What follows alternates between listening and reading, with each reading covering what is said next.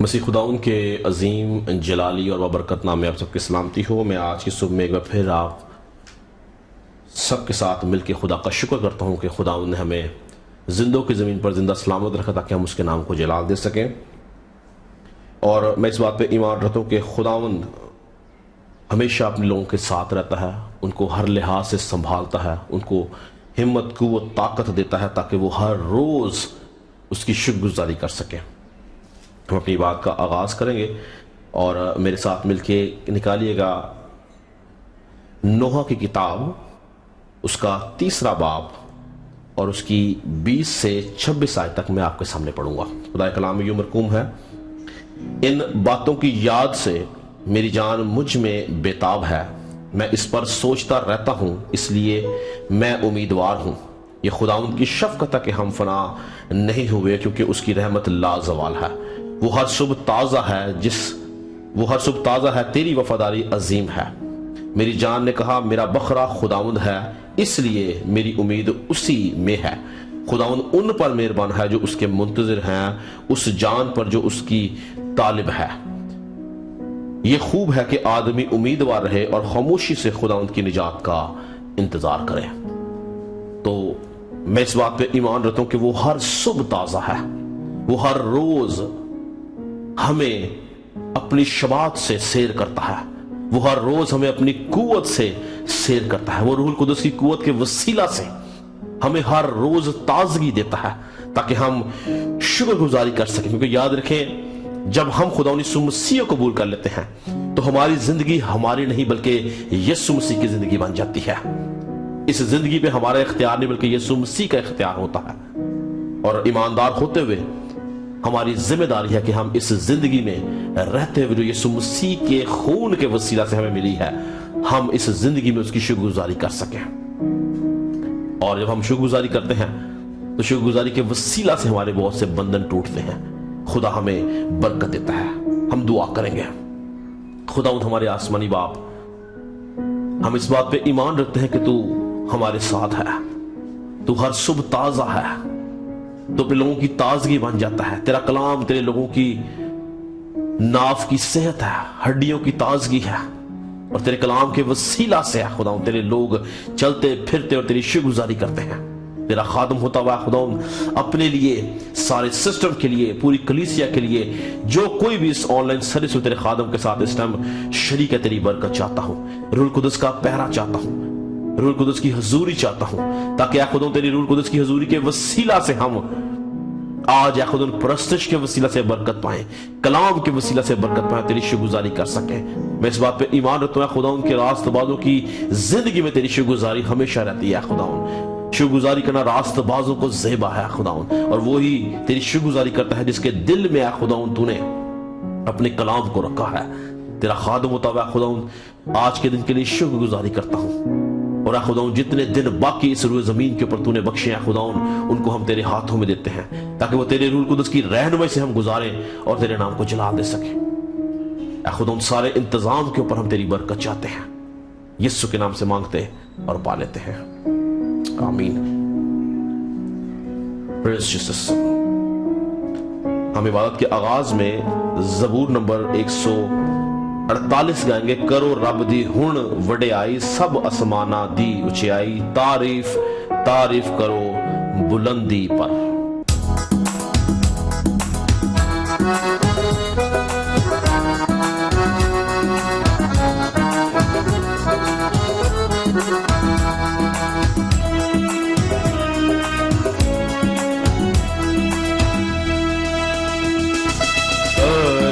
رب دی ہن وڈیائی، کرو رب دی ہن وڈیائی، سب اسماناں دی اچیائی، سب اسماناں دی اچیائی، تعریف تعریف کرو بلندی پر، کرو تعریف تعریف کرو بلندی پر، تعریف کرن فرشتے سارے، تعریف کرن فرشتے سارے، او دیاں فوجاں مارن نال ਸਾਰੇ ਉਹਦੀਆਂ ਫੌਜਾਂ ਮਾਰਨ ਨਾਰੇ ਤਾਰੀਫ ਤਾਰੀਫ ਕਰੋ ਬੁਲੰਦੀ ਪਰ ਕਰੋ ਤਾਰੀਫ ਤਾਰੀਫ ਕਰੋ ਬੁਲੰਦੀ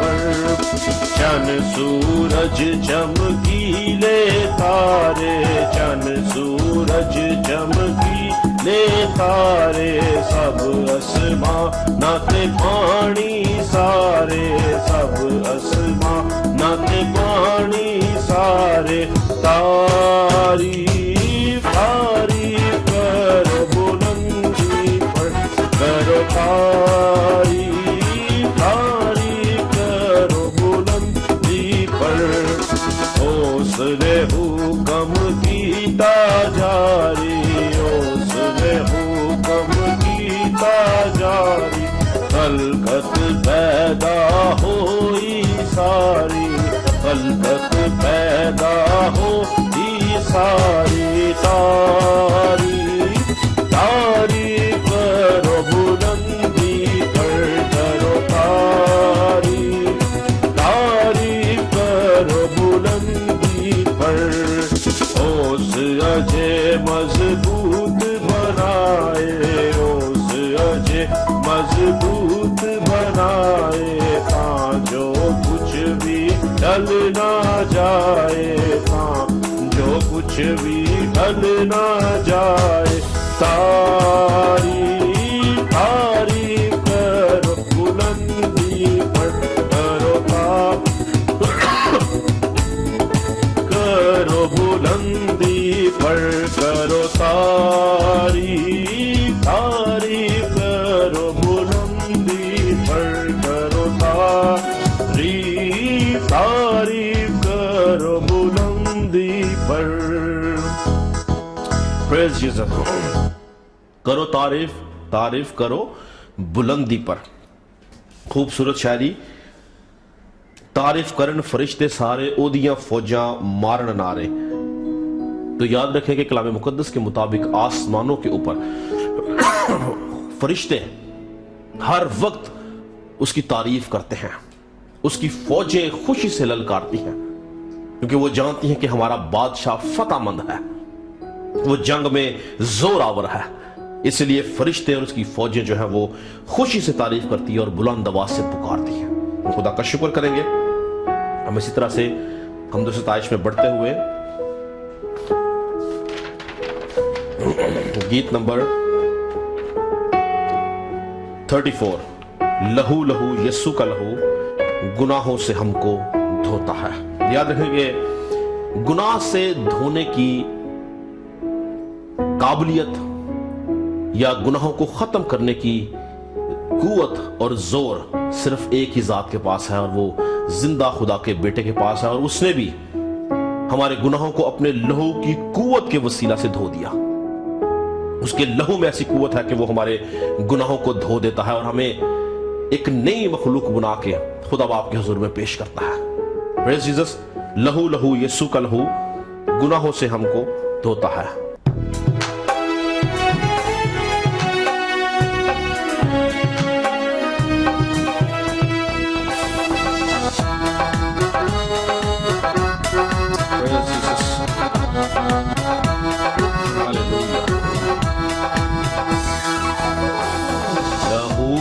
लहू यीशु का लहू गुनाहों से हमको धोता है।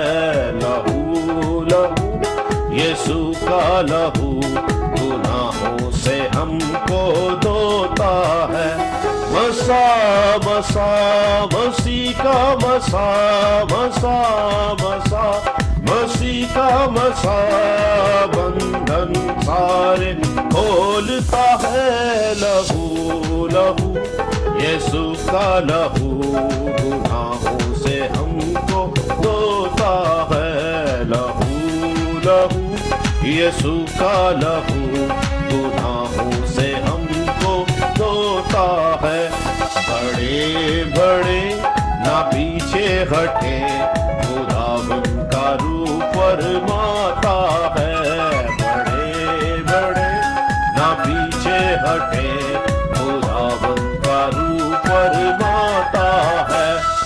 शिफा शिफा मुकम्मल शिफा शिफा शिफा मुकम्मल शिफा पाक लहू दिलाता है लहू लहू यीशु का लहू गुनाहों से हमको धोता है लहू लहू यीशु का लहू गुनाहों से हमको धोता है खुदा खुदा हमारा खुदा दिल में रहना चाहता है खुदा खुदा हमारा खुदा दिल में रहना चाहता है खुदा खुदा हमारा खुदा खुदा खुदा हमारा खुदा रूह से भरना चाहता है लहू लहू यीशु का लहू गुनाहों से हमको धोता है लहू लहू यीशु का लहू गुनाहों से हमको धोता है लड़े लड़े ना हरगिज डरे खुदावन का रूह समझाता है लड़े लड़े ना हरगिज डरे खुदावन का रूह समझाता है फता फता शैतान पे फता फता फता शैतान पे फता यीशु मसीह दिलाता है लहू लहू यीशु का लहू गुनाहों से हमको धोता है लहू लहू यीशु का लहू गुनाहों से हमको धोता है खुशी खुशी हकीकी खुशी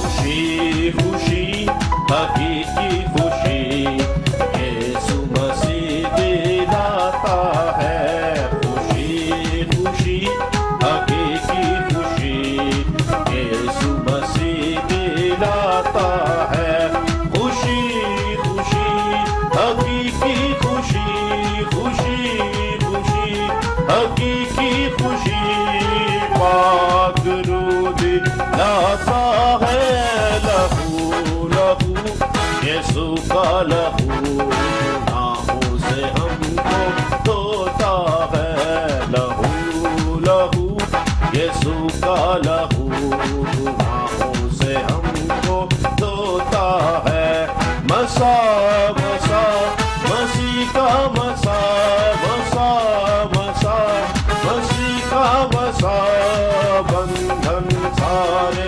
खोलता है लहू लहू यीशु का लहू गुनाहों से हमको धोता है लहू लहू यीशु का लहू गुनाहों से हमको धोता है लहू लहू यीशु का लहू गुनाहों से हमको धोता है हालेलुया प्रेज जीसस क्या लिखा है मसा मसा मसीह का मसा बंधन सारे खोलता है याद रखें यीशु मसीह का जो मसा है रूहुल कुदस की जो कुव्वत है वही हमें जंग में फतह देती है वही हमें अबलीस पे फतह देती है वही हमारे बंधन तोड़ती है वही हमारे जुए तोड़ती है और यीशु का जो रूह है वो हमें ताजगी बख्शता है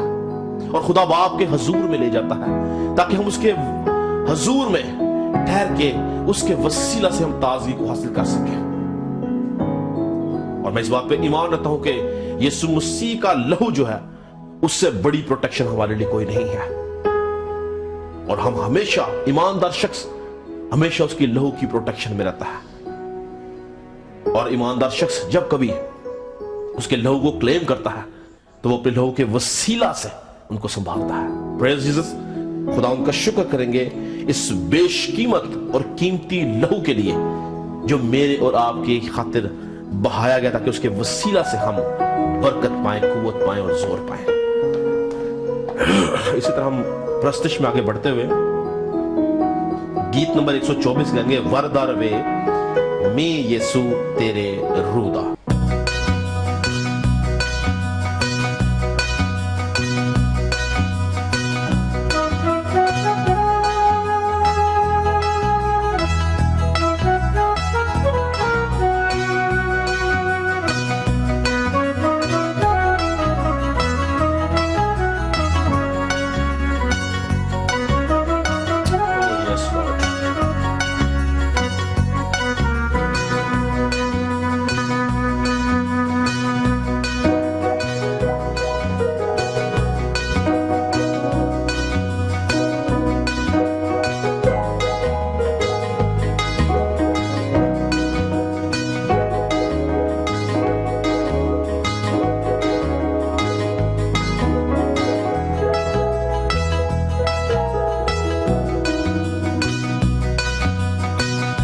वरदार वे मी यीशु तेरे रूदा, वरदार वे मी यीशु तेरे रूदा। बन जावे बेड़ा मेरा चश्मा रूदा, बन जावे बेड़ा मेरा चश्मा रूदा। वरदार वे मी यीशु तेरे रूदा, वरदार वे मी यीशु तेरे रूदा। तेरे रूदा तेरे रूदा तेरे रूदा तेरे रूदा। रहमतां दे बदल अज गिर गिर आए ने, रहमतां दे बदल अज गिर गिर आए ने। झड़ियां ते पानी वेखो झिर झिर होए ने, झड़ियां ते पानी वेखो झिर झिर होए ने। रूह छाया रूह छाया रूह छाया रूह छाया रूह छाया रूह छाया। बन जावे बेड़ा मेरा चश्मा रूदा, वरदार वे मी यीशु तेरे रूदा, वरदार वे मी यीशु तेरे रूदा। तेरे रूदा तेरे रूदा तेरे रूदा तेरे रूदा। पैंदी ए तरेल जदों मन तर आंदा ए, पैंदी ए तरेल जदों मन तर आंदा ए। पिज पिज जावे रूते फजलो दा आंदा ए, पिज पिज जावे रूते फजलो दा आंदा ए। रूह छाया रूह छाया रूह छाया रूह छाया रूह छाया रूह छाया। बन जावे बेड़ा मेरा चश्मा रूदा, वरदार वे मी यीशु तेरे रूदा, वरदार वे मी यीशु तेरे रूदा। तेरे रूदा तेरे रूदा तेरे रूदा तेरे रूदा। करना हम मिन्नता करना हम मिन्नता भर घड़ा रूदी मैदा। रवाना में खाली रब्बा मसा दे तुरूदा, रवाना में खाली रब्बा मसा दे तुरूदा। रूह छाया रूह छाया रूह छाया रूह छाया रूह छाया रूह छाया। बन जावे बेड़ा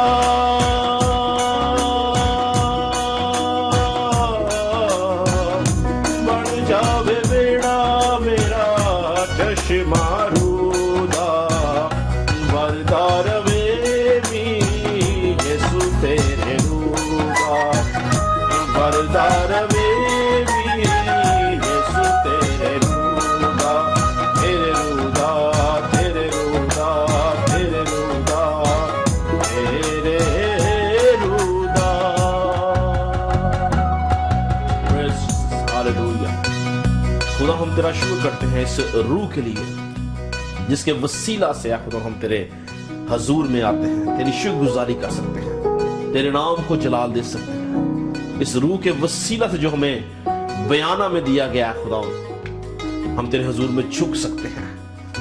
यही हमारी आस, हमारी उम्मीद, हमारी ढाल बन जाता है। हम तेरे रूह को वेलकम करते हैं इस जगह पर, इन तमाम लोगों की जिंदगियों पर जो इस टाइम तेरे खादम के साथ इस ऑनलाइन मीटिंग में शामिल है। तेरा खादम मुताबिक खुदा सबके लिए बरकत की दुआ करता हूं। और खुदा आज के कलाम को हम तेरे पाक हाथों में देते हैं, तो अपने आसमानों को खोलना है खुदा और बरकत को नाजिल करना। जो कुछ है खुदा ने बोला जाए वो रूह कुदस की कुव्वत से हो, ताकि कलाम के वसीला से खुदा आज लोग बरकत पाएं और तेरी शुक्रगुजारी कर सकें। यीशु के नाम से मांगते हैं और पा लेते हैं। खुदा उनका शुक्र करेंगे उसकी पाक हजूरी के लिए, उसकी मौजूदगी के लिए, वो जो अपने लोगों के बीच में मौजूद है। हम आज के कलाम की तरफ चलेंगे और आज हम कलाम मुकद्दस में से मसीह खुदावंद के मसाइब यानी मुश्किलात और मुसीबतों के बारे में हम सीखेंगे कि यीशु मसीह की जिंदगी में क्या मुसीबतें और क्या मुश्किलात थी। मेरे साथ मिलके निकालिएगा मुकद्दस पतरस का पहला खत, उसका 4 बाब और उसकी 12वीं आयत से लेके 19वीं आयत तक मैं आपके सामने पढ़ूंगा। पहला पतरस 4 बाब उसकी 12 से 19 आयत। खुदा कलाम में यूं मरकूम है, आए प्यारो, जो मुसीबत की आग तुम्हारी आजमाइश के लिए तुम में भड़की है, ये समझकर उससे ताजुब ना करो कि ये एक अनोखी बात हम पर वाक़या हुई है, बल्कि मसीह के दुखों में जूं जूं शरीक हो खुशी करो, ताकि उसके जलाल के ज़हूर के वक्त भी निहायत खुश खुरम हो। अगर मसीह के नाम के सबब से तुम्हें मलामत की जाती है तो तुम मुबारक हो, क्योंकि जलाल का रूह यानी खुदा का रूह तुम पर साया करता है। तुम में से कोई शख्स खूनी या चोर या बदकार या औरों के काम में दस्तअंदाज होकर दुख ना पाए। गौर तलब बात है, क्या लिखा है? तुम में से कोई शख्स खूनी या चोर या बदकार या औरों के काम में दस्तअंदाज होकर दुख ना पाए, लेकिन अगर मसीह होने के बायस कोई शख्स दुख पाए तो शर्माए नहीं, बल्कि इस नाम के सबब से खुदा की तमजीद करे, क्योंकि वो वक्त आ पहुंचा है कि खुदा के घर से अदालत शुरू हो। क्या लिखा? क्योंकि वो वक्त आ पहुंचा है कि खुदा के घर से अदालत शुरू हो, और जब हम ही से शुरू होगी तो उनका क्या अंजाम होगा जो खुदा की खुशखबरी को नहीं मानते। और आगे लिखा है, और जब रास्तबाज मुश्किल से निजात पाएगा तो बेदीन और गुनाहगार का क्या ठिकाना। बस जो खुदा की मर्जी के मुवाफिक दुख पाता है वो नेकी करके अपनी जानों को वफादार खालिक के सुपुर्द करे। तो आज हम कलाम मुकद्दस में से खुदावंद यीशु मसीह के मसाइब के बारे में, उसके दुखों के बारे में, उसकी मुश्किलात के बारे में, उसकी परेशानियों के बारे में देखेंगे कि पतरस किन दुखों का जिक्र करता है। और दूसरी अहम बात हम सीखेंगे जो कि 18वीं आयत में थी कि जब रास्तबाज मुश्किल से निजात पाएगा तो बेदीन और गुनाहगार का क्या ठिकाना। आज हम इन 2 बातों के ऊपर गौर करेंगे। याद रखें कि पहली बात जो यीशु मसीह के दुखों के बारे में हम देखने वाले हैं, हम देखते हैं कि यीशु मसीह के दुख क्या थे और पतरस किन दुखों के अंदर शरीक होने की बात करता है। वो कौन से दुख थे यीशु मसीह के जिसमें हमें शरीक होना जरूरी है। जब कभी कलाम मुकद्दस के अंदर हम यीशु मसीह के दुखों का जिक्र पढ़ते, सुनते और देखते हैं तो हमारा जहन फौरन से उसकी सलीबी मौत की तरफ चला जाता है। हमारा जहन फौरन से बागेगत समनी की तरफ चला जाता है। हमारा ध्यान कोड़ों की मार की तरफ चला जाता है। ہمارا دھیان کانٹوں کے تاج کی طرف چلا جاتا ہے، ہمارا دھیان ان کیلوں کی طرف چلا جاتا ہے جو اس نے اپنے ہاتھوں اور پیروں میں ٹھکوائے، ہمارا دھیان فوراً اس بھالے کی طرف چلا جاتا ہے جو اس نے ہماری خاطر اپنی پسلی میں کھایا، ہمارا دھیان جو ہے وہ اس غم زدہ اور اس دکھ سے بھری ہوئی رات کے اوپر چلا جاتا ہے جو اس نے رومی سپاہیوں کے ساتھ ان کے ظلم و ستم کے اندر گزاری، ہمارا دھیان جو ہے وہ یسوع مسیح کی صلیبی موت کی طرف چلا جاتا ہے۔ یاد رکھیں کہ بے شک یہ بھی یسوع مسیح کے دکھ ہیں، مگر یہ دکھ اس کی زندگی کے آخری ایام کے دکھ ہیں، یہ دکھ اس کی زندگی کے آخری جو 2 دن تھے اس کے دکھ ہیں۔ یہ مصائب جو ہیں یہ ایک ایسے یہ مصائب تھے جس میں اس نے اپنی جان نذرانے کے طور پر بنی نوع انسان کے لیے دے دی، مگر آج صبح میں آپ سب کی توجہ خداوند یسوع مسیح کے 33.5 سالہ دکھوں پر ڈلوانا چاہتا ہوں۔ بہت دفعہ ہم یسوع مسیح کے بارے میں چاروں انجیل کے اندر پڑھتے ہیں، مگر ہم غور نہیں کرتے کہ اس کی زندگی کس طرح سے دکھوں سے بھری ہوئی زندگی تھی، اور جب کبھی ہم دکھ کی بات کرتے ہیں تو ہم صرف اور صرف صلیبی موت اور صلیبی دکھ کو اس کے ساتھ منسلک اس کے ساتھ ہم جوڑتے ہیں، مگر یسوع مسیح کی ساری زندگی 33.5 سالہ زندگی دکھوں، مصیبتوں، مشکلات سے بھری ہوئی زندگی تھی۔ اس لیے پترس کہتا کہ ہمیں اس کے دکھوں میں شریک ہونا ضروری ہے، ہمیں اسی طرح سے زندگی گزارنی ہے جس طرح سے وہ زندگی گزارتا تھا، اور یسوع مسیح نے دکھوں کے ساتھ زندگی گزارنے کے سبب سے ہمیں نجات دی۔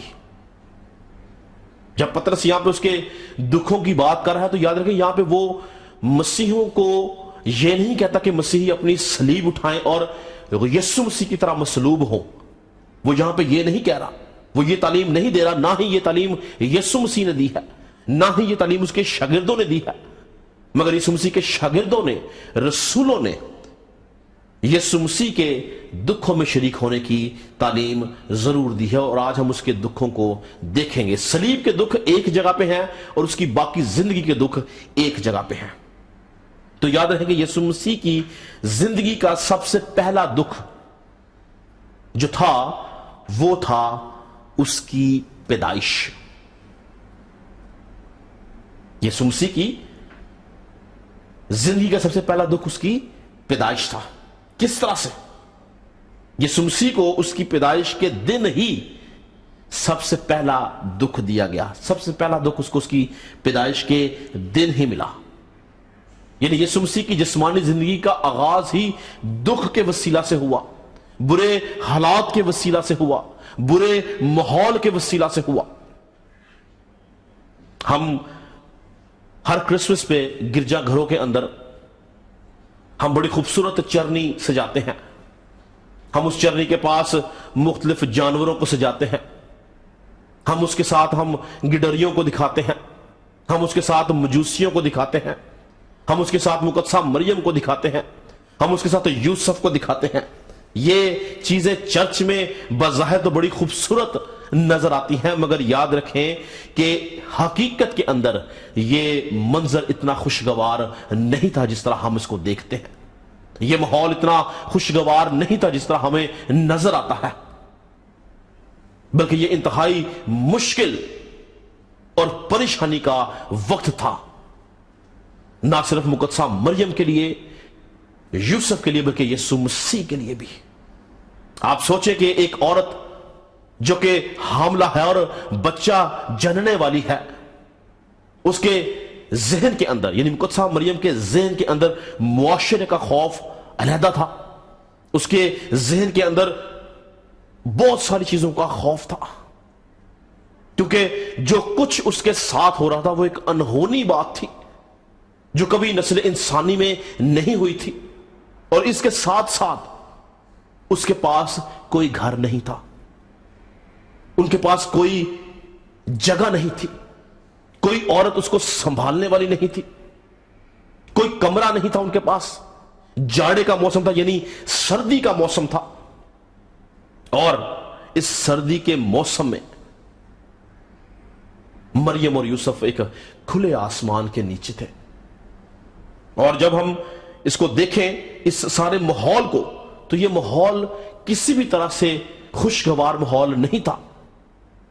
اور لوکا جب اس سارے واقعے کو ریکارڈ کرتا ہے تو کہتا ہے ان کے لیے، کن کے لیے؟ یعنی یسوع کی ماں اور اس کے باپ، ان کے لیے سرائے میں جگہ نہ تھی۔ انگلش میں لکھا ہے بیکاز دیر واز نو روم، یعنی ان کے پاس کوئی کمرہ، کوئی گھر، کوئی جگہ نہیں تھی۔ کھلے آسمان کے نیچے وہ دونوں میاں اور بیوی تھے، اور وقت کیا آ گیا؟ وقت آ گیا کہ خالق دو جہاں کو جنم دیا جاتا، یعنی اس کی پیدائش یاد رکھے کسی محل میں نہیں ہوئی، کسی گھر میں نہیں ہوئی، کسی کمرے میں نہیں ہوئی، بلکہ اس کے برعکس اس کی پیدائش جو ہے وہ جانوروں کے بیچ میں ہوئی، گندگی کے بیچ میں ہوئی، بدبو کے بیچ میں ہوئی، سرد ہواؤں میں اس کی پیدائش ہوئی، جانوروں کی آرام گاہ میں اس کی پیدائش ہوئی۔ میں سمجھتا ہوں کہ اس وقت اور آج کے دور میں بھی غریب سے غریب شخص بھی اتنی قوت اور طاقت رکھتا ہے کہ اس کے پاس کوئی گھر، کوئی کمرہ ہو، لیکن آپ سوچیں کہ دنیا کا خالق، دنیا کا مالک، اس کے پاس جگہ نہیں تھی کہ وہ کمرے میں پیدا ہو سکتا، وہ چرنی میں پیدا ہوا۔ یہ اس کی زندگی کا سب سے پہلا دکھ تھا جس کو اس کی پیدائش کے روز دیا گیا۔ کیا آپ اس بات کو سمجھ سکتے ہیں کہ وہ جو پوری دنیا کا مالک تھا، جس کے وسیلہ سے دنیا پیدا ہوئی، جو دنیا کا بنانے والا تھا، کیا وہ اپنے لیے کوئی ایک چھوٹا سا کمرہ یا چھوٹی سی آرام دہ جگہ نہیں تیار کر سکتا تھا جہاں پہ وہ پیدا ہو سکتا؟ لیکن نہیں، خدا باپ نے اس کو اس کی پیدائش کے روز سے دکھ اور مشکل اور مصیبت میں رکھا، اور اس نے ممکن ہونے دیا کہ وہ پیدائش سے لے کر اپنی موت تک مسلسل دکھ کی حالت میں رہے۔ اور پیدائش کا دن جو کہ اس کا سب سے پہلا دن تھا، بائبل ہمیں بہت مختصر ڈھکے چھپے لفظوں کے اندر یہ بات بتاتی ہے، مگر آپ تصور کر سکتے ہیں کہ ایسے ماحول میں اگر کسی شخص کی ولادت ہوتی ہے تو وہ کیا ماحول ہوگا۔ میرے اور آپ کا مسیحا اس طرح کی دکھ بھری، مشکل بھری اور مصیبت زدہ ماحول کے اندر پیدا ہوا۔ یہ اس کی زندگی کا سب سے پہلا دکھ تھا۔ اسی لیے یاد رکھیں کہ یہ سب کچھ کوئی حادثہ نہیں تھا، یہ سب اس کے حق میں لکھ دیا گیا تھا۔ پرانے عہد نامہ کے اندر ہم دیکھتے ہیں کہ یسایہ، داؤد اور بہت سارے نبی اس کے بارے میں، اس کے دکھوں کے بارے میں پیشن گوئی کرتے ہوئے نظر آتے ہیں۔ یہ ساری کی ساری باتیں اس کے حق میں پہلے سے لکھ گئی تھی، اور یہ پہلا دکھ جو اس کی پیدائش کی شکل میں اس کو ملا ایک ناخوشگوار ماحول کے اندر۔ دوسری بات جو دوسرا یسوع مسیح کی زندگی کا دکھ تھا، وہ تھا اس کے خاندان کے اندر، اس کے گھرانے کے اندر اس کی مخالفت۔ ایک انسان باہر جیسے مرضی حالات میں ہو، جتنی مرضی پریشانی میں ہو، مصیبت میں ہو، دکھ میں ہو، جب کبھی وہ گھر آتا ہے تو گھر میں وہ آ کے آرام پاتا ہے، سکون پاتا ہے۔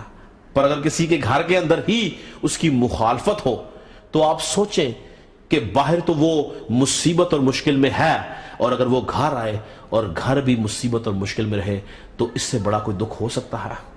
مگر یسوع مسیح باہر صرف نہیں دکھ اٹھاتا تھا، بلکہ اپنے گھر میں بھی وہ دکھ پاتا تھا۔ اس کی مخالفت تھی، اس کے بھائی اس سے عداوت رکھتے تھے، اس کے بھائی اس سے نفرت کرتے تھے، اور اس کے بھائی اس کے اوپر کسی بھی طرح سے یقین نہیں کرتے تھے کہ یہ خدا کا بیٹا ہے۔ وہ اسے کینہ رکھتے تھے، اگر آپ میرے ساتھ ایک حوالہ نکالیں، یوحنا کی انجیل اس کا 7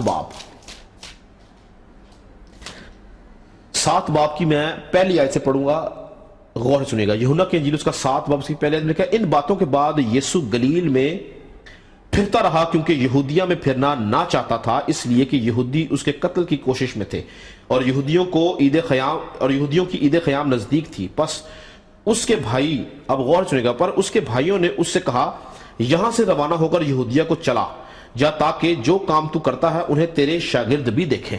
اب یہ بات، یہ مشورہ نہیں دے رہے، وہ اس کو طنز کر رہے ہیں۔ آگے سنیے گا، کیونکہ ایسا کوئی نہیں جو مشہور ہونا چاہے اور چھپ کر کام کرے۔ تو یہ یسوع مسیح کو کہتے ہیں، تو اگر مشہور ہونا چاہتا ہے تو چھپ کے کام کرنا، جا اور جا کے یہودیہ میں کام کر، تاکہ تیرے شاگرد بھی تجھے دیکھیں۔ اگر تو یہ کام کرتا ہے تو اپنے آپ کو دنیا پر ظاہر کر، کیونکہ اس کے بھائی بھی اس پر ایمان نہ لائے تھے۔ تو یہاں پر بتانا یہ چاہتا تھا کہ یسوع مسیح کے جو بھائی ہیں وہ اس پر یقین نہیں لائے تھے، اس پہ ایمان نہیں لے کے آئے تھے، بلکہ اس کے کاموں سے اس سے عداوت اور کینہ رکھتے تھے، اور اس کو طنز کرتے ہیں کہ جا یہ سارے کام جا کے تو یہودیہ میں کرتا کہ تیرے شاگرد بھی تجھے دیکھیں، اور طرح طرح کی اس سے باتیں کرنے لگے۔ مگر یسوع مسیح، اگر آپ اس باپ کو بڑے خوبصورتی سے، بڑے تحمل سے، بڑے اطمینان سے ان کو جواب دیتا ہے، اور یسوع مسیح جانتا تھا کہ وہ اس سے عداوت رکھتے ہیں، وہ ان کے لیے دکھ کا باعث تھی، اس کے لیے تو بھی وہ ان کو برداشت کرتا تھا۔ اگر آپ متی کی انجیل اس کا 10 باب اس کی 34 آیت سے پڑھتے ہیں، وہاں پہ یسوع مسیح نے کہا کہ یہ نہ سمجھو کہ میں زمین پر صلح کرانے آیا ہوں، صلح کرانے نہیں بلکہ تلوار چلانے آیا ہوں، کیونکہ میں اس لیے آیا ہوں کہ آدمی کو اس کے باپ سے، اور بیٹی کو اس کی ماں سے، اور بہو کو اس کی ساس سے جدا کروں، اور آدمی کے دشمن اس کے گھر ہی کے لوگ ہوں گے۔ آگے لکھا، جو کوئی باپ اور ماں کو مجھ سے زیادہ عزیز رکھتا ہے وہ میرے لائق نہیں، اور جو کوئی بیٹے اور بیٹی کو مجھ سے زیادہ عزیز رکھتا ہے وہ میرے لائق نہیں، جو کوئی اپنی صلیب نہ اٹھائے اور میرے پیچھے نہ چلے وہ میرے لائق نہیں۔ تو یہاں پہ یسوع مسیح کہتا ہے کہ آدمی کے دشمن اس کے گھر والے ہی ہوں گے۔ تو یاد رکھیں کہ اگر آپ اپنی زندگی میں کسی بھی طور سے اپنے گھر والوں کے ہاتھ سے دکھ اٹھاتے ہیں، اگر ایک خاوند اپنی بیوی سے دکھ اٹھاتا ہے، اگر ایک بیوی اپنے خاوند سے دکھ اٹھاتی ہے، اگر ایک بھائی اپنی بہن سے دکھ اٹھاتا ہے، اگر ایک بہن اپنے بھائی سے دکھ اٹھاتی ہے، یا آپ اپنے اور کسی رشتے سے، کسی عزیز سے دکھ اٹھاتے ہیں، تو پریشان مت نہ ہو، کیونکہ میرا اور آپ کا نجات دہندہ بھی ان دکھوں میں سے گزرا ہے۔ اس لیے پترس کہتا کہ ہمیں اس کے دکھوں میں شریک ہونے کی ضرورت ہے۔ پہلی بات ہم نے کیا دیکھی کہ اس کی پیدائش اس کے لیے دکھ کا باعث تھی، دوسری بات اس کا خاندان، اس کی بہن بھائی اس سے عداوت رکھتے وہ اس کے دکھ کا باعث تھے، اور تیسری بات وہ جس معاشرے میں رہتا تھا، وہ جس جگہ پہ رہتا تھا، جن لوگوں میں رہتا تھا، وہ اس سے عداوت رکھتے تھے، وہ اس کو دکھ دیتے تھے۔ خدا نے یسوع مسیح، اگر آپ اناجیل اربع کا یعنی چاروں انجیلوں کا آپ مطالعہ کریں تو ہم دیکھتے ہیں کہ یسوع مسیح کی زمینی خدمت کے دوران سردار قائن، فقی، فریسی، قوم کے بزرگ اسے عداوت رکھتے تھے، بے شمار دفعہ انہوں نے اس کو سنسار کرنا چاہا، بے شمار دفعہ انہوں نے اس کو مار ڈالنا چاہا، اور وہ ہر وقت سائے کی طرح اس کے پیچھے پیچھے رہتے تھے کہ وہ کس طرح سے اس کو دکھ دے سکیں۔ سوچیں آپ اپنے روزگار پہ، اپنی ورک پلیس پہ اگر آپ سے کوئی عداوت رکھتا ہو تو کتنا مشکل ہے وہاں پہ کام کرنا، جہاں پہ ہر وقت آپ کو ٹیز کیا جائے، جہاں پہ ہر وقت آپ کی لیگ پولنگ کی جائے، جہاں پہ ہر وقت آپ کو کرٹیسائز کیا جائے، جہاں پہ ہر وقت آپ کو نیچا دکھایا جائے، آپ کیسے کام کریں گے وہاں پہ؟ یسوع مسیح کا جو ورک پلیس یا اس کی جو جاب تھی وہ تھی انجیل کی منادی کرنا، اور اس کو اپنے ورک پلیس پہ، اس کو اپنی خدمت کے دوران ہر لمحہ، ہر وقت کرٹیسزم کا، مشکلات کا، دکھوں کا سامنا کرنا پڑا، مگر یاد رکھیں یسوع مسیح ان کا مقابلہ کرتا رہا، وہ ڈٹا رہا۔ اگر آپ آج کسی بھی طور سے اپنے روزگار کے اوپر کسی مشکل کا شکار ہیں، تو ان کے لیے برکت چاہیں اور گھبرائیں مت، کیونکہ میرا اور آپ کا منجی بھی اسی طرح سے دکھوں میں سے گزرا ہے، اور اسی طرح سے اس نے میری اور آپ کی نجات کا کام کیا ہے۔ چوتھی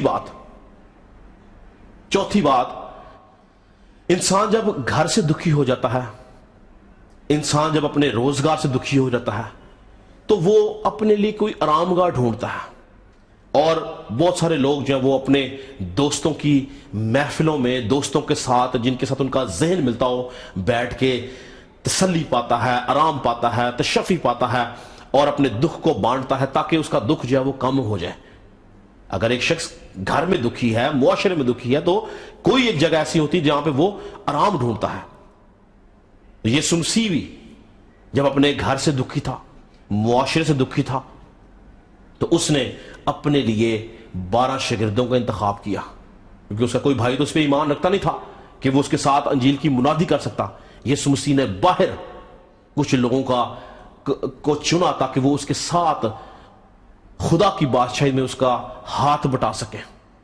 اس نے 12 شاگردوں کو چنا، اور یہ شاگرد اس کی ہر خوشی غمی میں شریک رہتے ہیں۔ اگر یسوع مسیح کسی شادی پہ جا رہا ہے تو یہ شاگرد اس کے ساتھ شادی پہ جا رہے ہیں، اگر یسوع مسیح کسی ماتم پہ جا رہا ہے تو یہ اس کے ساتھ ماتم پہ جا رہے ہیں، یعنی کہ یسوع مسیح کا اپنے خاندان سے زیادہ وقت اپنے شاگردوں کے ساتھ گزرتا تھا۔ اور ایک وقت کیا آیا کہ ان شاگردوں میں سے، ان دوستوں میں سے ایک شخص نے بغاوت کر دی اور 30 روپے کے عوض اپنے قیمتی دوست کو بیچ ڈالا۔ اس نے قیمت لے لی، اور کیا ہوا؟ یسوع مسیح کو پکڑ لیا گیا، مصیبت آ گئی، دکھ آ گیا۔ وہی دوست جو اس کے ساتھ اس کا دکھ بانٹتے تھے، اس کے ساتھ ساتھ خدمت میں رہتے تھے، انہی میں بغاوت ہوگی۔ اور پھر ایک شخص نے تو بغاوت کی جب مصیبت آن پڑی، جب مصیبت ٹوٹی یسوع مسیح کے اوپر، جب پیادوں نے، سپاہیوں نے پکڑا، تو باقی دوست، باقی شاگرد بھی اس کو چھوڑ کے بھاگ گئے۔ کیا اس سے بڑا کوئی دکھ ہو سکتا ہے؟ اگر آپ کے 10-12 دوست ہوں جو آپ ہر وقت ساتھ رہتے ہوں، آپ ایک جگہ کھاتے ہوں، ایک جگہ پیتے ہوں، ایک جگہ رہتے ہوں، اور ہر چیز میں، ہر خوشی میں، ہر غم میں آپ ساتھ ہوں، اور آپ پہ کوئی مصیبت آ جائے اور آپ کے سارے دوست آپ کو چھوڑ کے چلے جائیں، کیا اس سے بڑا کوئی دکھ آپ کی زندگی میں ہو سکتا ہے یا نہیں؟ مگر یسوع مسیح نے یہ دکھ بھی دیکھا، اور یسوع مسیح کے سارے دوست اس کو چھوڑ کے چلے گئے، سارے شاگرد اس کو چھوڑ کے چلے گئے، اور یسوع مسیح اکیلا اس دکھ اور مصیبت کے اندر گرفتار رہا۔ اور اس سارے معاملے میں، پیدائش سے لے کے موت تک، ان ساری مشکلات کے اندر، ان سارے دکھوں کے اندر، چاہے وہ اس کے خاندان کے اندر دکھ تھا، چاہے وہ معاشرے کا دکھ تھا، چاہے وہ دوستوں کا دکھ تھا، چاہے وہ سردار کائنوں کا دکھ تھا، چاہے وہ فقی فریسیوں کا دکھ تھا، چاہے وہ قوم کے بزرگوں کا دکھ تھا، ان تمام دکھوں کے اندر ایک ذات ہمیشہ اس کے سائے کی طرح اس کے ساتھ ساتھ رہی، اور وہ تھا یہوہ پاک، خدا کی ذات۔ یعنی خدا باپ اس کے ساتھ ساتھ رہا، اس نے کبھی اس کو نہیں چھوڑا، وہ ہمیشہ ہر دکھ میں اس کے ساتھ ساتھ چلتا رہا۔ روح القدس اور خدا باپ، یہ دونوں شخصیات یسوع مسیح کے ساتھ ہمیشہ سے رہیں، اور پھر ایک وقت آیا کہ وہ ذات جو سائے کی طرح اس کے ساتھ ساتھ تھی، اس ذات نے بھی اس کا ساتھ چھوڑ دیا۔ میں کہتا ہوں کہ اگر ایک شخص معاشرے سے رد کر دیا گیا ہے، ایک شخص اپنے ورک پلیس سے رد کر دیا گیا ہے، ایک شخص اپنے خاندان سے رد کر دیا گیا ہے، لیکن اگر اس کا باپ اس کے ساتھ ہو تو اس کی ہمت بندی رہتی ہے۔ پر اگر کسی کا باپ اس کو چھوڑ دے تو کیا اس سے بڑی دکھ کی بات کوئی ہو سکتی ہے؟ اور کیا ہوا کہ یسوع مسیح کے باپ نے اس کو چھوڑ دیا۔ اور متی جب اس سارے منظر کو لکھتا ہے یا ریکارڈ کرتا ہے تو وہ کہتا ہے کہ یسوع نے जब खुदा बाप ने उसको छोड़ दिया, वो रसाई की तरह उसके साथ साथ उससे हट गया, उसका हाथ उससे हट गया, तो लिखा है कि यीशु ने सलीब के ऊपर बुलंद आवाज से, बड़ी आवाज से चिल्ला के कहा, एली एली लमा शबकतनी, यानी आए मेरे खुदा, आए मेरे खुदा, तूने मुझे क्यों छोड़ दिया।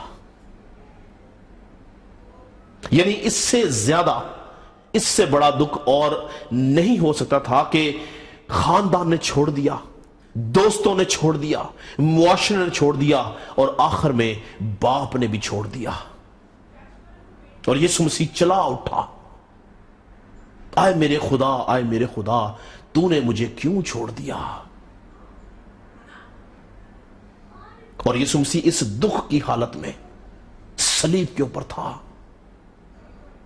इसलिए पतरस कहता है कि हमें उसके दुखों में शरीक होने की जरूरत है। यह दुख सिर्फ सलीब के दुख नहीं है, यह दुख सिर्फ वो दुख नहीं जो उसने आखिरी 2 दिन गुजारे, यह वो दुख है जो उसने पूरी जिंदगी, 33.5 साल जिंदगी के अंदर उसने जो दुख गुजारे। पतरस उन दुखों का जिक्र करता है। अगर हम पतरस का पहला खत उसके दूसरे बाब की 21 से 23 आयत पर तो लिखा है, और तुम इसी के लिए बुलाए गए हो क्योंकि मसीह भी तुम्हारे वास्ते दुख उठाकर तुम्हें एक नमूना दे गया, ताकि उसके नक्शे कदम पर चलो। ना उसने गुनाह किया, ना उसके मुंह से कोई मकर की बात निकली, और वो गाली खाकर गाली नहीं देता था, और दुख पाकर किसी को धमकाता ना था। यानी उसने जितने भी दुख अपनी जिंदगी में उठाए, जितनी भी मुसीबतें उसने अपनी जिंदगी में उठाई, उनके अंदर वो साबित कदम रहा। उसने दुखों से भरी जिंदगी उठाई और नमूने के तौर पर हमें ये जिंदगी दी, ताकि हम उस जिंदगी में मुश्किलात सहें जिस तरह यीशु मसीह ने मुश्किलात सही। पुराने अहदनामा के मुकद्दसीन को आप देख लें, नए अहदनामा के मुकद्दसीन को आप देख लें, कोई एक ऐसा शख्स नहीं था जिसने आरामदेह जिंदगी गुजारी हो। हर एक शख्स दुखों और मुसीबतों में से गुजर के उसने अपनी निजात को हासिल किया। दुखों और मुसीबतों में से गुजरने के वसीला से उन्होंने अपनी जानों को वफादार खालिक के सपुर्द किया और हकीकी निजात को हासिल किया। इसलिए याद रहे कि यीशु मसीह का दुख सिर्फ सलीब का दुख नहीं है, बल्कि जिन दुखों की पतरस बात करता है वो उसकी पूरी जिंदगी के दुख हैं जो हमें नजर आते हैं। और हमें एक ईमानदार होते हुए इन तमाम दुखों के अंदर जिंदगी गुजारना जरूरी है। अगर हम दुखों में जिंदगी नहीं गुजार रहे, अगर हमारी जिंदगी आरामदेह है, तो याद रखें कहीं ना कहीं गड़बड़ा हमारा खुदा के साथ राब्ता नहीं है। इन मुश्किलात का, इन दुखों का हमारी जिंदगी में आना जरूरी है। और फिर दूसरा अहम नुक्ता, दूसरी अहम बात, दूसरा अहम पैगाम जो इस हवाले में हम देखते हैं, जो हमारा मरकजी हवाला था, जो कि 18वीं आयत में लिखा है, और जब रास्तबाजी मुश्किल से निजात पाएगा तो बेदीन और गुनाहगार का क्या ठिकाना। क्या मतलब है इस बात का? पतरस क्या बताना चाहता है कि जब रास्तबाज ही मुश्किल से निजात पाएगा तो बेदीन का क्या ठिकाना, गुनाहगार का क्या ठिकाना। क्या मायने हैं इस बात के? अगर हम अपनी उसी मरकजी हवाले को हम 15वीं आयत से पढ़ें तो वहां पे लिखा है, तुम में से कोई शख्स, गौर से सुनिएगा, 15वीं आयत में लिखा है, तुम में से कोई शख्स खूनी या चोर या बदकार या औरों के काम में दस्त अंदाज होकर दुख ना पाए। पतरस यहां पे बताना चाहता है कि अगर हम निजात पा चुके हैं, अगर हम निजात पा चुके हैं तो हमें ऐसे काम करने हैं जिसके वसीला से हम खुदा की बादशाह तक जा सके। कहता है कि हमें चोर नहीं होना, हमें बदकार नहीं होना, हमें दूसरों के काम में दस्त अंदाजी नहीं करनी, बल्कि हमें अपने किरदार के वसीला से, हमें अपने कामों के वसीला से दुख उठाना है। वो काम जो कलाम मुकद्दस में हमें नजर आते हैं, ईमानदारी के, दयानतदारी के काम। अगर कोई शख्स चोर بدکار ہو کے دکھ اٹھا رہا ہے تو یاد رکھیں وہ خدا یسوع مسیح کے لیے دکھ نہیں اٹھا رہا، وہ اپنی کاموں کے وسیلے سے دکھ اٹھا رہا ہے۔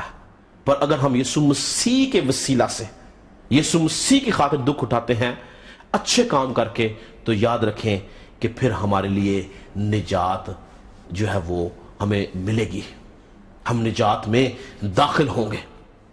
اور اگر ہم اسی کی 17ویں آیت دیکھیں تو وہاں پہ لکھا ہے، کیونکہ وہ وقت آ پہنچا ہے کہ خدا کے گھر سے ہی عدالت شروع ہو۔ 17ویں آیت میں کیا لکھا ہے؟ کیونکہ وہ وقت آ پہنچا ہے کہ خدا کے گھر سے عدالت شروع ہو، اور جب ہم ہی سے شروع ہوگی تو ان کا کیا انجام ہوگا جو خدا کی خوشخبری کو نہیں مانتے۔ اور اس آیت کے بعد وہ اس ساری بات کو، یعنی خدا کے گھر سے عدالت شروع ہونے کو منسلک کس بات سے کرتا ہے کہ جب راست باز ہی مشکل سے نجات پائے گا تو بے دین اور گناہ گار کا کیا ٹھکانہ۔ کون ہے خدا کا گھر جہاں سے عدالت شروع ہونی ہے؟ کیوں کہتا ہے؟ کیونکہ وہ وقت آپ پہنچے کہ خدا کے گھر سے عدالت شروع ہو۔ کون ہے خدا کا گھر؟ میں اور آپ ہیں خدا کا گھر۔ پالوس رسول کہتا ہے کیا تم نہیں جانتے کہ تم زندہ خدا کا مقدس ہو؟ تم میں خدا کا روح بسا ہوا ہے۔ ہم خدا کا مقدس ہیں، ہم خدا کا گھر ہیں، ہم خدا کی ہیکل ہیں، اور ہم میں خدا کا روح بسا ہوا ہے۔ اور پترس کہتا ہے کہ خدا کے گھر سے ہی عدالت شروع ہوگی، یعنی ہم سے ہی عدالت شروع ہوگی۔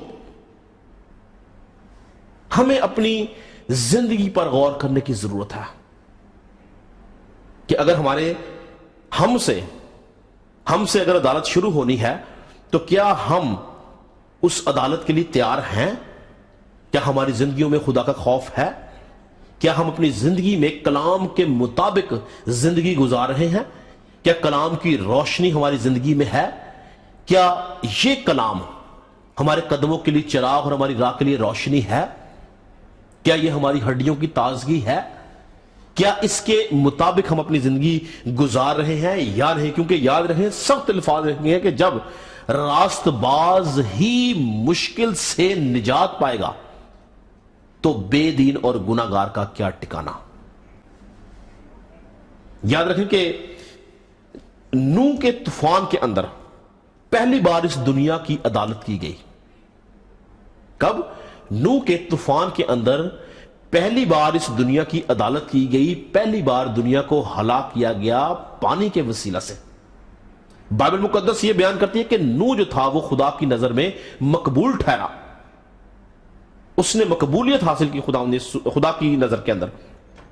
تو کیا مجھے یہ بتائیں، آپ کا کیا خیال ہے کہ اس وقت نوح کے علاوہ اور کوئی شخص ایماندار نہیں ہوگا؟ کیا اور کوئی شخص راست باز نہیں ہوگا؟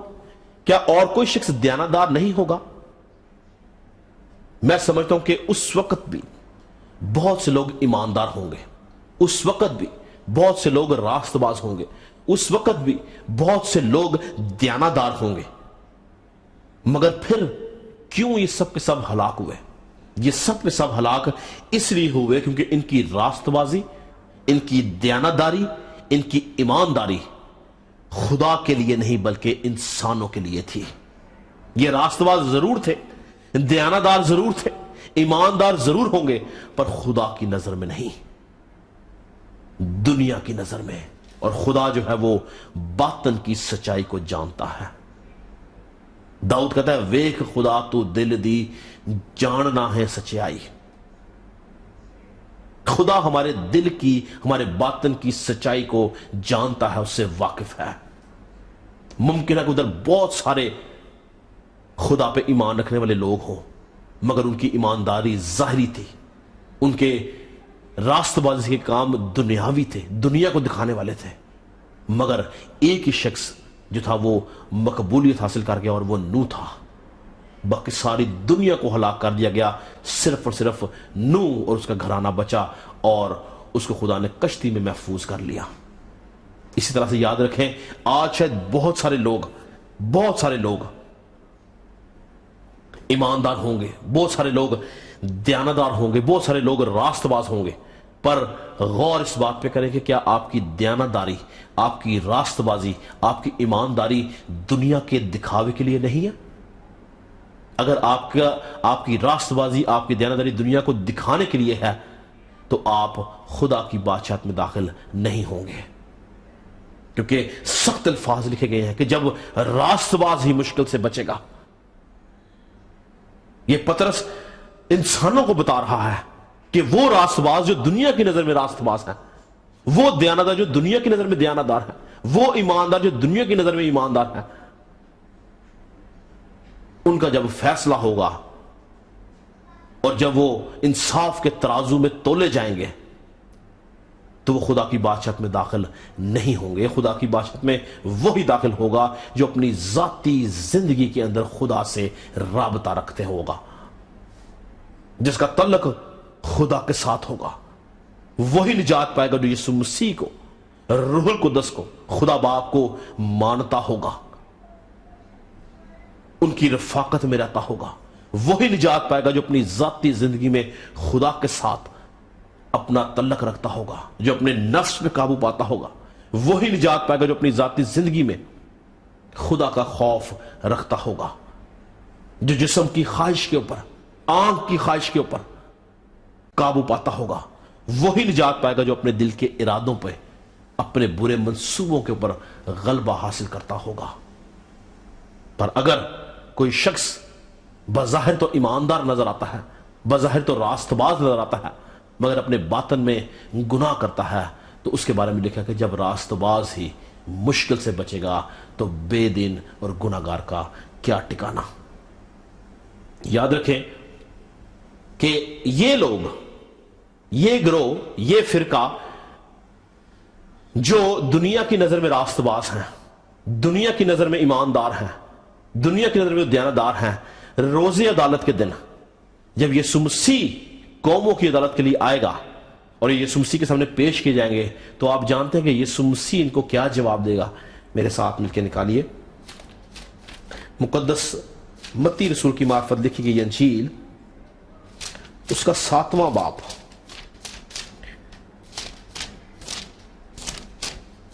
متی کی معرفت لکھی گئی انجیل، اس کا 7 باب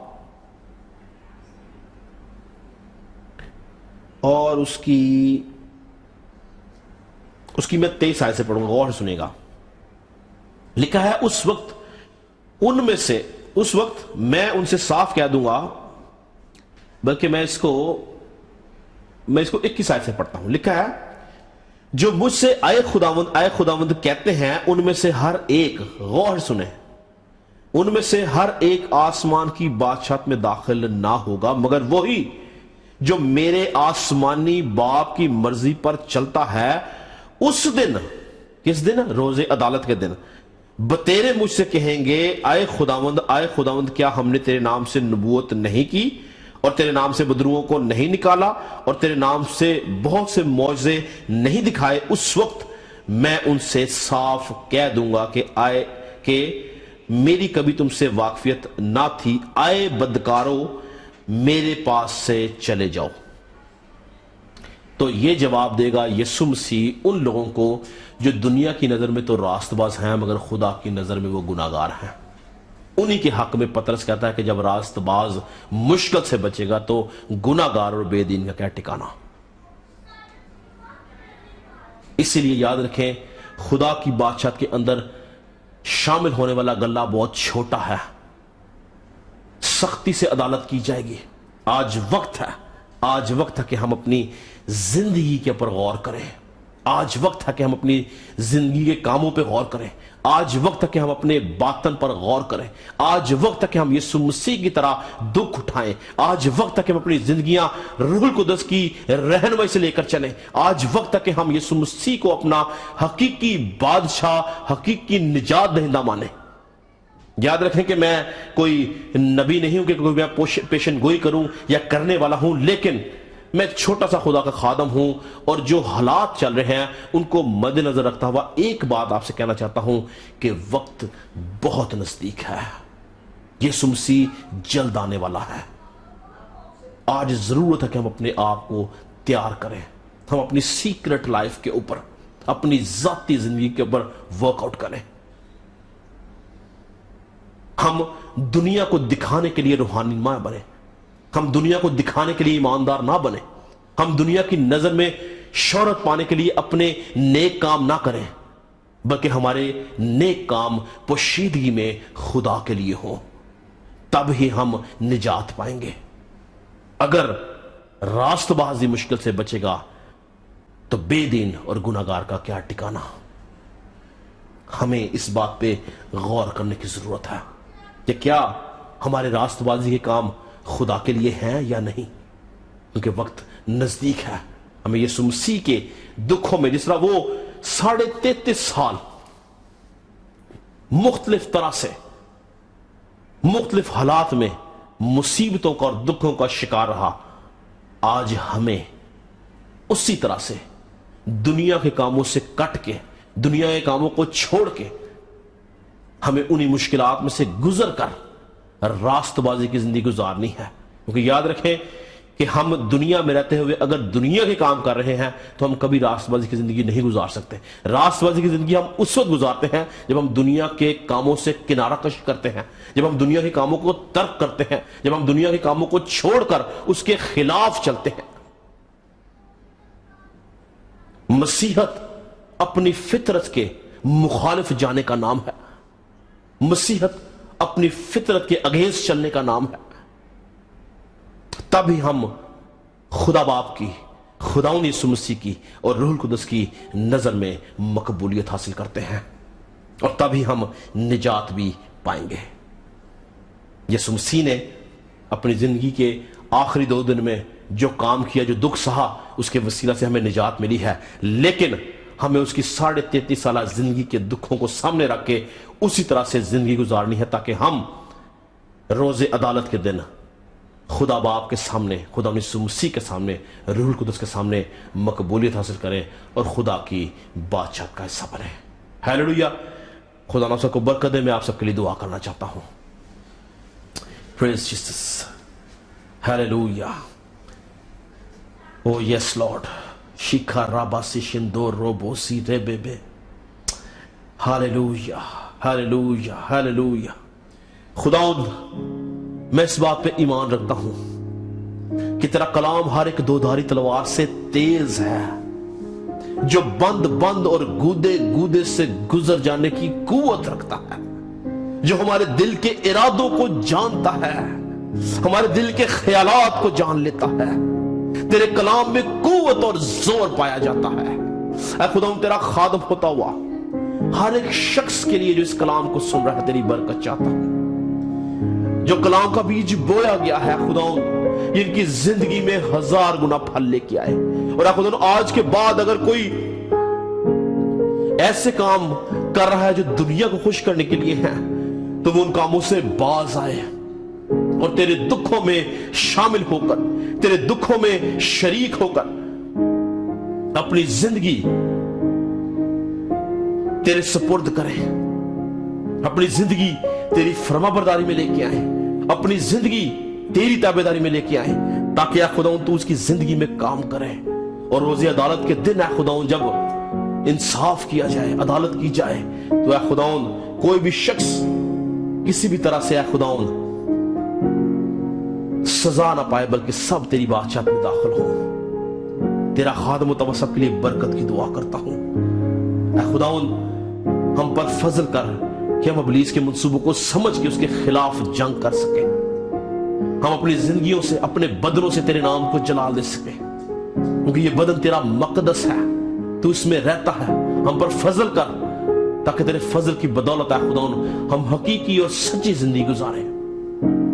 तेरा खादम मुतवा सबके लिए बरकत की दुआ करता हूं। यीशु के नाम से मांगते और पा लेते हैं। हम खुदा की सिखाई दुआ में शरीक होंगे।